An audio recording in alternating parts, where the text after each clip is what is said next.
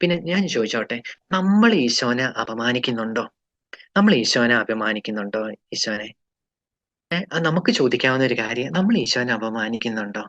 ഈശോനെ വിശുദ്ധ കുർബാനയെ നമ്മൾ വേദനിപ്പിക്കുന്നുണ്ടോ? പക്ഷെ അച്ഛന്റെ ഒരു എന്താ പറയാ ചിന്തയില് പലപ്പോഴും നമ്മളും വേദനിപ്പിക്കുന്നുണ്ട് നമ്മുടെ ഈശോനെ. എങ്ങനെയാണെന്നറിയോ? നമ്മളെന്താ ഒരു വിളിച്ചു വരുത്തിയ ഈശോനെ പലപ്പോഴും നമ്മള് അപമാനിക്കുന്നെ.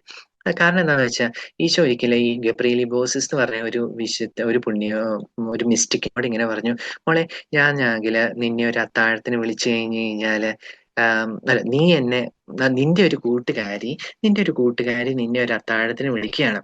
അപ്പം നിന്റെ ബെസ്റ്റ് ഫ്രണ്ട് അത്താഴത്തിന് വിളിക്കുന്നു. അപ്പം ബെസ്റ്റ് ഫ്രണ്ട് അത്താഴത്തിന് വിളിക്കുന്നതുകൊണ്ട് നീ ചെല്ലുന്നു. അപ്പം നീ ചെന്നു. ചെന്ന് കഴിഞ്ഞപ്പം കതക് മുട്ടി. അപ്പം ഓപ്പൺ ചെയ്തു. അപ്പം നീ അകത്ത് കടന്നു. അകത്ത് കടന്ന് കഴിഞ്ഞ് അപ്പം നിന്നെ അകത്ത് ഇരുത്തി കഴിഞ്ഞപ്പം വേറെ കുറേ ആൾക്കാരുണ്ടായിരുന്നു. ഇൻവൈറ്റ് ചെയ്ത് വിളിക്കപ്പെട്ട പലരും ഉണ്ടായിരുന്നു. അപ്പം നിന്നെ അകത്ത് കേറ്റിയതിന് ശേഷം നിന്റെ കൂട്ടുകാരി ബാക്കി എല്ലാവരോടും പോയി സംസാരിക്കാൻ തുടങ്ങി. എല്ലാവരോടും സംസാരിച്ച് അവരോട് കുറേ നേരം സംസാരിച്ചു. അപ്പം നീ വെയിറ്റ് ചെയ്ത് ഇങ്ങനെ ഇരിക്കുകയാണ്. ഇപ്പൊ എന്റെ അടുത്ത് വരും എന്നോട് മിണ്ടാൻ. അങ്ങനെയൊക്കെ സംസാരിച്ച് കുറച്ച് കഴിഞ്ഞ് നിന്റെ ഫ്രണ്ട് അങ്ങ് പോയി. നീ അവിടെ നിൽക്കുന്നുണ്ട കാര്യം മറന്നുപോയി. എന്നിട്ട് അങ്ങ് പോയി. നിനക്കെന്താ തോന്നണേ? അപ്പൊ നീ അവള് വിളിച്ചിട്ടാ വന്നത്. നീ വിളിച്ചിട്ട് ജസ്റ്റ് അകത്ത് കേറ്റി വാതിലടച്ചതിന് ശേഷം അവള് ബാക്കി എല്ലാവർക്കും സമയം കൊടുത്തു. പക്ഷെ നിനക്ക് മാത്രം സമയം തന്നില്ല.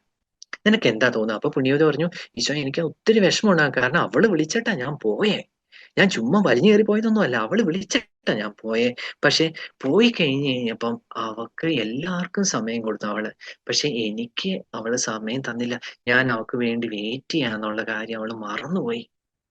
അപ്പൊ എനിക്ക് ഉറപ്പായിട്ടും വിഷമമുണ്ടാവും. പോവാണ്ടിരിക്കുന്നതായിരുന്നു നല്ലതെന്ന് ഞാൻ ചിന്തിക്കുവായിരുന്നു. അപ്പൊ ഈശോ പറഞ്ഞു, "എന്റെ മോളെ, പലപ്പഴും എന്റെ പല മക്കളുടെയും ഹൃദയത്തിലേക്ക് വരുമ്പം എനിക്കും ഇങ്ങനെ തന്നെയാ തോന്നുന്നേ. അവര് വിളിച്ചിട്ടാണ് ഞാൻ വിശുദ്ധ കുർബാനയില് അവരുടെ ഉള്ളിലേക്ക് പോകുന്നെ. അവര് വിളിച്ചിട്ടാ ഞാൻ പോകുന്നേ. അവര് വിളിച്ചിട്ട് ഞാൻ പോകുന്നു. പക്ഷെ വിളിച്ചിട്ട് പോയി കഴിഞ്ഞ് അവരുടെ ജീവിതത്തിലേക്ക്, അവരുടെ ഉള്ളിലേക്ക് എന്നെ കേറ്റിയതിന് ശേഷം പിന്നെ അവര് ബാക്കി ആൾക്കാരോടാ സംസാരിക്കുന്നെ. ഞാൻ വന്നെന്ന് അവര് മറന്നു പോകുന്നു. എന്നോടൊന്നും മിണ്ടാൻ അവർക്ക് സമയമില്ല. ബാക്കി എല്ലാവർക്കും സമയം കൊടുക്കുന്നു. പിന്നെ അപ്പഴാണ് പ്ലാൻ ചെയ്യുന്നതും, ഓരോ കാര്യങ്ങളൊക്കെ ഡിസൈഡ് ചെയ്യുന്നതും എല്ലാം. പക്ഷെ എന്നോടൊന്ന് മിണ്ടാൻ എന്നോടൊന്ന് മിണ്ടാൻ, ഞാൻ പറയുന്നതൊന്ന് കേൾക്കാൻ ഒന്നും അവർക്ക് സമയമില്ല. അതിനുശേഷം അവരെന്നെ പൂർണ്ണമായിട്ടും മറന്നു പോകുന്നു. അപ്പം ഇതുപോലെ തന്നെയാണ് എനിക്കും ഉണ്ടാവുന്നതെന്ന് ഈ പുണ്യവതിയോട് ഈശോയുടെ വിഷമം പറഞ്ഞു. അപ്പൊ ഈ ഒരു 12 മണിക്കൂറൊക്കെ നിങ്ങളൊക്കെ ഈശോയുടെ കൂടെയൊക്കെ ഇരിക്കുവായിരുന്നു. അപ്പൊ അപ്പൊ നമ്മക്കാണെങ്കില് നമ്മളോട് ഈശോ അത് പറയാണ്ടിരിക്കാൻ, അങ്ങനെ ഒരു വേദന ഉണ്ടാവാണ്ടിരിക്കാൻ നമ്മള് മാക്സിമം ശ്രദ്ധിക്കണം. എങ്ങനെയാ? വിശുദ്ധ കുർബാന ഈശോനെ സ്വീകരിച്ചിട്ട് ബാക്കിയുള്ളതിന് ഇമ്പോർട്ടൻസ് കൊടുത്തോണ്ട് ഈശോനെ മറക്കാണ്ടിരിക്കാൻ നോക്കുക. ബാക്കി എല്ലാവരോടും മിണ്ടിയിട്ട് ഈശോയോട് മിണ്ടാണ്ടിരിക്കുക. അങ്ങനെയൊരു ഒരു അങ്ങനെയൊരു സാഹചര്യം ഉണ്ടാവാണ്ടിരിക്കുക. അപ്പം ഈശോനെ സ്വീകരിച്ചിട്ട് പിന്നെ എന്താ? എ മൊത്തം ഈശോയ്ക്ക് കൊടുക്കുക. നമ്മുടെ ആത്മാവിന്റെ ഒരു ദിവസത്തെ ഏറ്റവും ബെസ്റ്റ് സമയം എന്ന് പറയുന്നത് ഈശോ ഉള്ളി വരുന്ന സമയമാണ്. നമുക്കിപ്പോ മനസ്സിലാവില്ല. നമുക്ക് സുഹൃത്തിലൊക്കെ ചെല്ലുമ്പോൾ മനസ്സിലാവും. അതൊക്കെ മനസ്സിലാക്കി ഈശോയ്ക്ക് സമയം കൊടുത്ത സമയങ്ങള് എന്ത് അനുഗ്രഹപ്രദമായ സമയമായിരിക്കും. കാരണം അപ്പൊ നമ്മൾ ഈ കുർബാനയ്ക്കൊക്കെ പോകുമ്പോഴേ ഈശോയുടെ അടുത്തേക്ക് പോകുമ്പോൾ നമുക്കിങ്ങനെ പ്രാർത്ഥിക്കാം. ആത്മാവിനോട് ഇങ്ങനെ പറയാം. നമുക്ക് പറയാലോ, ആത്മാവേ നിനക്ക് ഏറ്റവും പ്രിയപ്പെട്ട സമയം വരികയാണ്. നീ ഈശോനെ എടുക്കുന്ന സമയം. ഈശോ നിന്റെ ഉള്ളിലേക്ക് വരുന്ന സമയം ആവുക. നീയും നമ്മള് എല്ലാം ഞാനും ഈശോയും ഒന്നാവുന്ന സമയം. അപ്പം ഇങ്ങനെ നമുക്ക് പറയാലോ, എന്റെ ആത്മാവേ നോ എന്റെ ആത്മാവേ നിനക്ക് ഏറ്റവും സന്തോഷകരമായ സമയം വരുന്നു.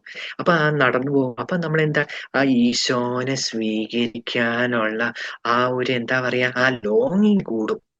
അപ്പൊ നമ്മൾ ശരിക്കും അപ്പം ഈശോനെ നമ്മൾ സ്വീകരിച്ചു കഴിയുമ്പം ഈശോനെ സ്വീകരിച്ചപ്പം അപ്പൊ ഈശോ എന്റെ ഉള്ളിൽ വന്നു. ഈശോനെ ഞാൻ തൊട്ടു. അപ്പൊ അതൊക്കെ നമ്മൾ മനസ്സിലാക്കുന്നു. അപ്പൊ എന്താ ഓരോ വിശുദ്ധ കുർബാനയും ഒരു എക്സ്പീരിയൻസ് ആവും. പിന്നെ നമുക്കറിയാം, നമ്മൾ വിശുദ്ധ കുർബാനയ്ക്ക് വേണ്ടി എന്തോരം സമയം കൊടുത്തോ അത് ഒരിക്കലും ഒരു കുറവാവില്ല. പിന്നെ നമ്മൾ വിചാരിക്കാത്ത രീതിയിലായിരിക്കും നമ്മുടെ ജീവിതത്തിൽ ഈശോ അനുഗ്രഹങ്ങൾ തരുന്നത്. ഇപ്പം അച്ഛന്റെ ജീവിതത്തിലായാലും ഇപ്പം അച്ഛൻ എല്ലാ ദിവസമൊക്കെ കുർബാനയ്ക്കൊക്കെ പോകാൻ തുടങ്ങിയത് 10ാം ക്ലാസ് വെച്ചൊക്കെ. അപ്പൊ അതുവരെ ഫുൾ ടൈം ഇങ്ങനെ ക്രിക്കറ്റ് കളിച്ചും അങ്ങനെയൊക്കെയായിരുന്നു നടന്നുകൊണ്ടിരുന്നത്. അപ്പം എല്ലാ ദിവസവും വീട്ടിൽ വരുമ്പം വഴക്കാണ്. ഒന്നും പഠിക്കുന്നില്ല. ഫുൾ ടൈം ക്രിക്കറ്റ് കളിയാണ്. അപ്പം എല്ലാ ദിവസവും സാധാരണ വൈകുന്നേരം സ്കൂളിൽ കഴിഞ്ഞ് വന്നിട്ട് കളിക്കാൻ പോകും. അത് കഴിഞ്ഞിട്ട് കളിച്ചോണ്ടിരിക്കും. ഈ പന്ത് കാണാൻ പറ്റാത്തിടത്തോളം സമയം ഇങ്ങനെ ക്രിക്കറ്റ് കളിച്ചോണ്ടിരിക്കുമായിരിക്കും.